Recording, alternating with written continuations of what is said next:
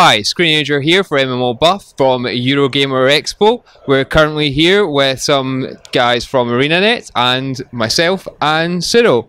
Hi everybody. Hi everyone. Would the two of you fine gentlemen like to introduce yourself to the MMOBuff audience?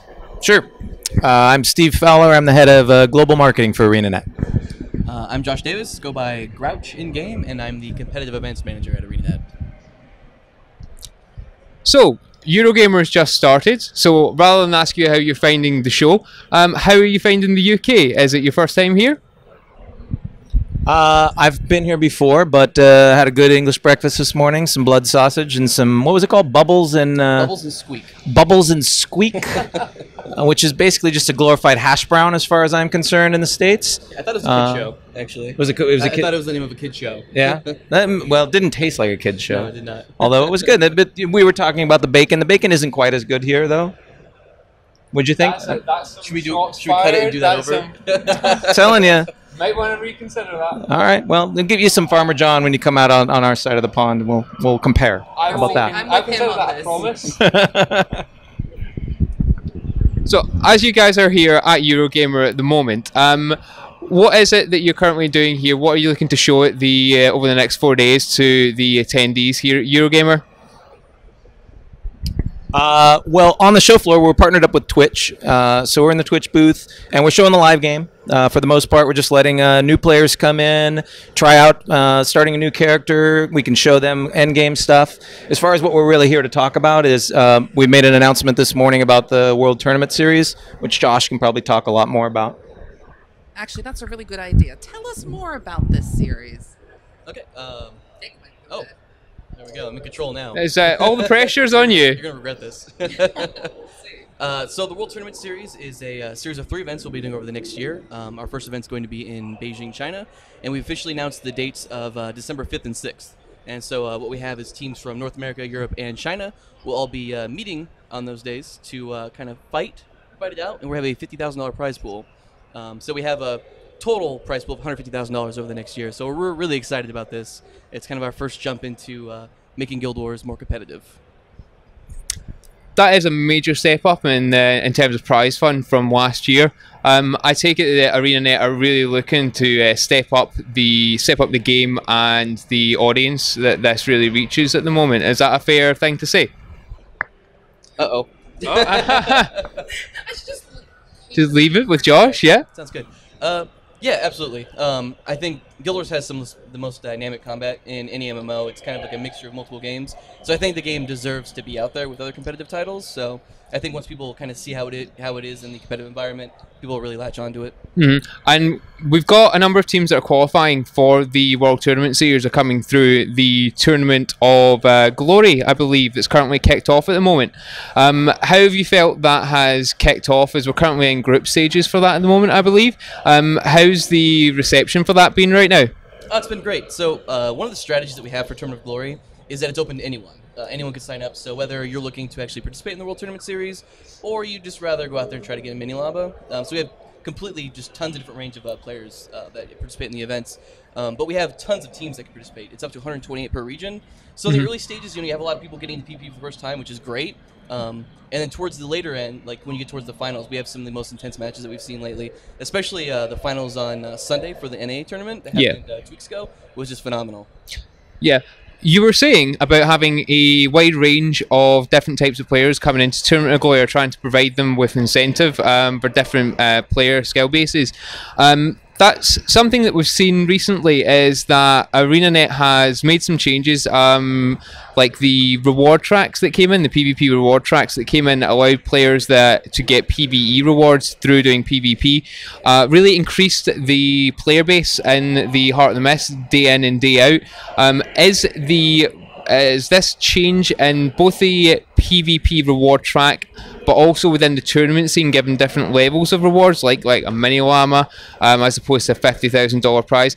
Is this part of a strategy of trying to not only encourage players to come in, but try and improve that base skill level within PvP to try and lower that gap between the average player and the bleeding edge? Because for a long time, the bleeding edge within PvP has been very small in terms of its core group, and it's been very effectively, in terms of a skill level, quite far apart from the medium level of the rest of the player base. Yeah, absolutely. When Guild Wars first came out, PvP was kind of like a walled garden. Like everything you did in PvP kind of stayed in PvP. Yeah. And so we kind of reevaluated the year and said, okay, we should try to tear down those walls and make PvP as accessible as possible for everyone. And that's kind of where the ideas of reward track came in. So you get rewards for the entire game, whether you're building towards your legendary, you can get like Mystic Clovers, or if you want to, just get out crafting mats or whatever you want to do. Like that's been a huge goal for us, and I think it's been mostly successful. I mean, largely successful. Yeah. Like we're getting every day I log in, I see new people playing, new people signing up for Tournament of Glory, Tournament of Legends. It's really great. So I think, it's been really positive for us. From a PR perspective as well, you're finding that there are other things. Well, it's kind of a question to you as well. There are other things that are increasing the participation within PvP.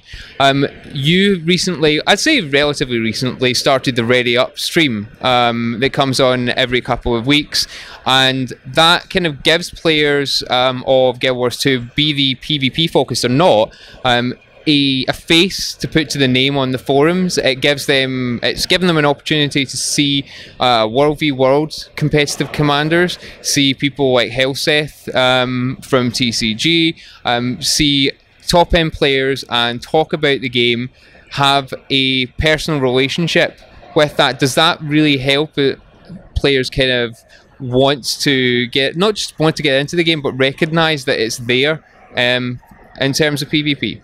Yeah, absolutely. There's like two parts to it, right? Like you mentioned.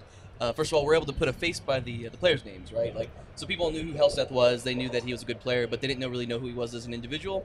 So with things like Ready Up and the Gamescom All-Star tournament that we had, people can kind of put a face to the name. Yeah. In the same vein, we also bring a lot of developers on, and people generally tend to think that there's only like game designers that work on a game.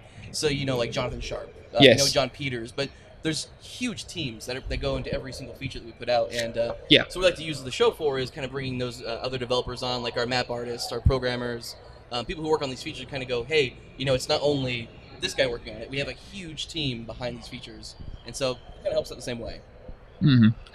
Talking about developers, there was a post a few months ago on the forum, I believe it was Chap, I might be wrong, I'd have to double check. I think it was Chap said that Conquest was not going to be the only game modes in PvP. Is there anything more you can tell us about that, or is that still under wraps? Yeah, I mean, the team is always working on plenty of stuff on the background, and it has been announced prior that the PvP team is working on new modes for competitive play.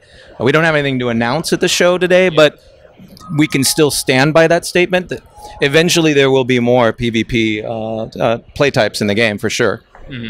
I believe that, I would think from a personal perspective that more play types would help encourage other players to come into the game as well, and that's always good. Do you feel that way yourself?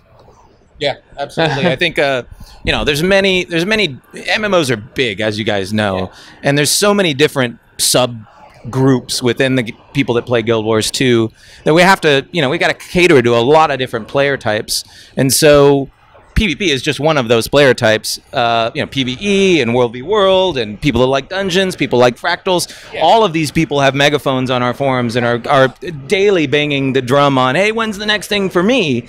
And it's, as you can imagine, a very difficult thing to prioritize because everybody is passionate about the game. We want to make everybody happy in the game. Sometimes, the ambition of an MMO is really hard to satisfy everyone, but PvP is definitely an area that is there for the long term. ArenaNet is committed to PvP as a gameplay type and growing that group. That group's a really, really passionate group. Yeah. If we look at some of the metrics in the game, some of the numbers in the game of time spent playing and their commitment, they're one of the top subgroups in the game as far as the number of hours that they're putting into the game. So they're really important for us. Going on to the subject of keeping players happy and communication in the forum, this all segues quite well. It was not intentional. there's been some communication on the forum. I believe it's through the Communicating with You threads about warrior changes. That led me on not so much to talk about warrior changes, but the difficulties in balancing changes for different groups of players and keeping players happy. Obviously, the particular changes to the way that warriors manage their adrenaline and the trait changes with the cleanse, they have had different impacts on different subgroups of players within the game. Is it difficult to manage that such that you're not going to get an outcry from one set of players and a positive response from another set of players? Is that difficult, especially with different players, like you say, having megaphones for their particular issues on the forum and Reddit and out there on social media? Yeah. You want to talk about balance? Sure. I would love to talk about balance. Oh, convinced. Yes. I participate in every single one of our balance design meetings. It's a big passion of mine. So, yeah, like the warrior changes in particular, like every time we make a change, we try to weigh like, okay, how is this going to affect PvP? How is this going to affect dungeons? And how is this going to affect World v World? Right? Yeah. So for the warrior mechanic in particular, we changed the way adrenaline works, right? So if you miss your attack with adrenaline, you lose all of it. Yeah. Which is consistent with almost every other skill in the game, right? So the way it worked before is if you miss a skill, it was going to 10-second cooldown, and you would retain your resources. Yeah. A thief, for example, if he misses his Heartseeker, he's going to lose that resource. He's going to lose all that initiative. Yeah. So really what we just did is make that skill more consistent. So yes, it does have implications on balance and how it's played across the game, but I think that was a good change overall. Another thing is like Fire Greatsword. Yeah. So the way that worked with Fire Rush on the 4th skill, it was really strong in dungeons, right? Yeah. But I think the way that we changed it was beneficial for most parts of the game, because you really shouldn't be able to stack up that much damage in one place. So we do try to look at it and say, like, hey, this is used in PvP, but it's also used in dungeons. It's just not a good thing for the game in general. Do you feel it's as much about communication about the changes as anything else? I'm sorry, what was that? So I was saying, do you feel it's as much about communicating those changes and the reasons behind them as anything else, with trying to kind of get round that aversion to the change that some players will feel?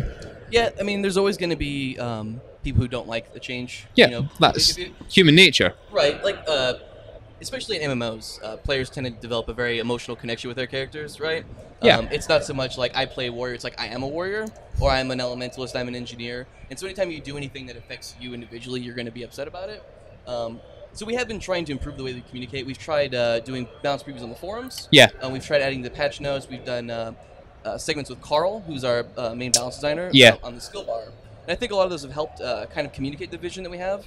A couple months ago, we actually had Chap and Carl come on Ready Up, and we just had a whole segment on balance philosophy and where we want each profession to be. So like Warrior, for example, is kind of like the tanky, burly guy who can kind of go in and do a lot of damage, but he can also take a lot of damage. And so I think that we kind of established for the players like what we want each class to do, what each role that they should have. I think kind of gave some perspective to the players where we're trying to take the classes.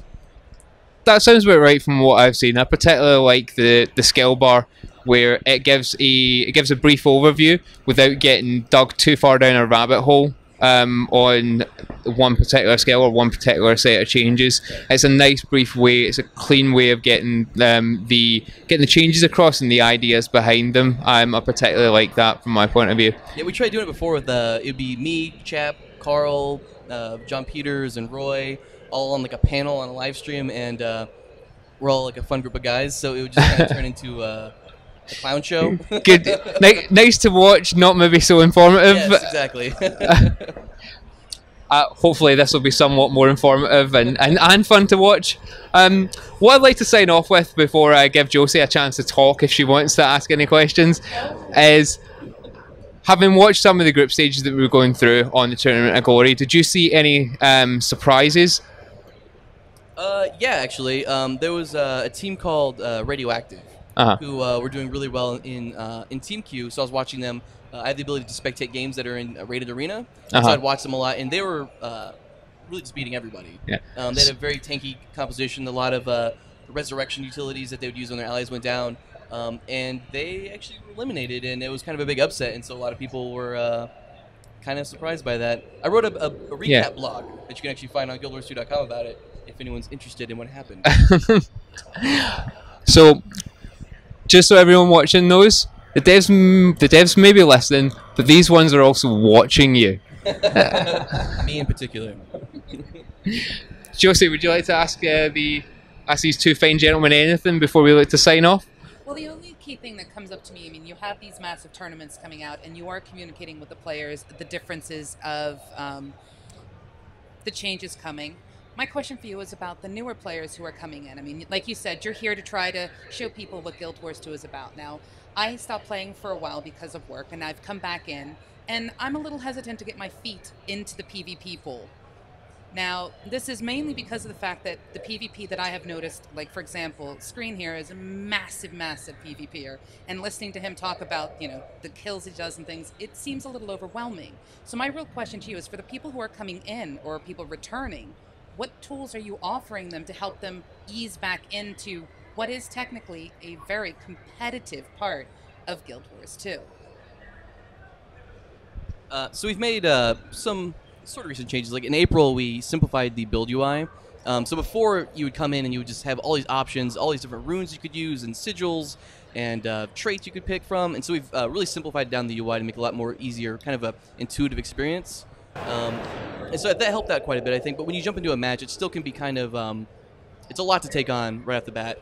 And so I think so we know this, right? And I think a big takeaway is that, like, when we are working on this secret game mode that we mentioned, Secrets. we're learning a lot from, is that the official name for it? Secret game mode? Yes. We've learned a lot from Conquest, and we want to make an experience for players that's more intuitive. When you jump in the gate, you can kind of go, okay, this just makes sense. Even though I've never played PvP before, I can just jump right in, get into the action, and know what I'm doing. That's the question about population, because that was one of the things that I noticed when I went in for World v World. I like to learn from the people who are playing, and there were times where it just seemed like there was nobody there. Again, this is back in the day, and I know it's changed since then. Yeah, I guess it depends. It also depends on what server you're on and what tier they are, what time it is. But yeah, I mean, PvP in World v World is nonstop, right? So it's not like people are geared up and ready to go. So, and there's giant maps. You could be on your personal Borderlands. It could be in Obsidian Sanctum. You could be in Eternal Battlegrounds. There's massive, massive maps. So if you go into World v World alone, ungilded, it might seem a little desolate. But, you know, watching some videos or getting into a guild and listening to what they're up to and finding out when do they log in, what sort of guild are they? Are they, you know, the typical blob zerg, or are they a roaming guild? What sort of things do you like to do? If you want to roam by yourself, are you a solo player? There's so many different aspects of World v World. If you just want to play defense, you can do that. If you just want to help rebuild and set siege, you can do that. It really, I think, relies on you to understand the social mechanics, because World v World is really not that great of a solo experience. You can be more solo in PvP, though. You can definitely queue up and play solo matches and have a good time. And I think that for the most part, our PvP community is less toxic than many others. And so many players in our game will lend a hand. And if you've got questions, they'll help you out. If you go into the Heart of the Mist and just hang out, Heart of the Mist is kind of where you can queue up and practice, try new builds. I was going to mention earlier on your question of, you know, how can I, as a new PvP player, get into it? There's one of each of the different professions in the Heart of the Mist as an NPC target dummy, if you will, and you can go practice your different builds and your skills and your traits against what is it like to play directly against a warrior or a necro or a guardian, and really try to futz with things. And there's plenty of other people that stand around there and say, hey, you know, what build are you running? Hey, have you thought about, if you're into this kind of thing, maybe try this trait line, that sort of thing. Or, you know, what sigils have you put onto your build? There's plenty of people in the Heart of the Mist that you can just map chat with, and they are all really willing, I've found, to give you their tips and tricks. So with the World v World, then, it's definitely all about the personal responsibility of the player. It's not like you're going to just hand people an idea of what they need to do. Yeah, I think that the World v World community is matured to the point where it's very reliant on social mechanics, and so you can jump into World v World, and if you pay attention to map chat, you'll hear some stuff, but it's very much you know, dominated by the big, well-educated guilds who are happy to have you if you can find them. So if you go into World v World map chat and say, hey, where's the action at, or bring up your map, look for a commander tag. Now that we've changed the commander tags, there's different colors, so you can actually say, okay, I see 4 different commanders on the map. Does that mean one's running offense, one of them's doing roaming? You know, what type of commanders are running, and they'll tell you exactly what kind of thing that they're doing. You can also look at the map and look for swords on the map. The swords will tell you where the action is. There's a fight currently going on in the map if you look at the swords on the map. So there's plenty of ways that you can do this ungilded if you'd like to. It just gets really cooler and more fun if you're with a bunch of people that you know and you're hanging out and doing this all together. Oh, I completely agree with that. But I like the fact that the personal responsibility is there. It's one of the things we try to stress here at MMOBuff. People need to take personal responsibility for their play style. And I like that. So that's pretty much my questions. Cool. Unless you've got, go on. So you said it's been a while since you played World v. World or Guild Wars? I took a break for work. Okay. I came back within the past month. Okay, so I'm not guilt tripping, just curious, getting some context. You should totally log in and play though.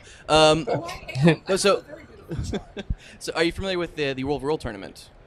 The tournaments I'm learning all about from this guy over here. Okay, yeah. So right now we actually have the fall tournament for World v. World going on, and this adds like a new level of competition to World v. World.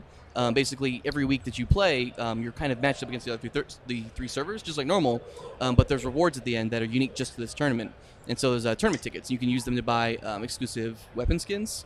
And so there's a whole new increased level of like competition in World v. World right now. So if you're looking to jump into World v. World and you haven't played in a while, like right now is definitely the time to do it, just because everyone's logging in, trying to play, trying to get as many tickets as they can, because they're first place gets the most, and it kind of goes down from there. So if you're looking for that genuine World v. World experience, like right now is the time to do it. I like the fact that you have added these rewards in, because that's a big part of one of the things that I love about Guild Wars too. So, and that's me. Well, thank you both for coming and speaking to us today. One final question: are you looking forward to trying any of our British delicacies? Anything other than blood sausage? Some Guinness, chocolate. What? See, now I want to ask them another question. Out of all of the things you guys are doing on the PvP front, what are you most proud of at this moment in time? Because you guys have so much going on. I'll go.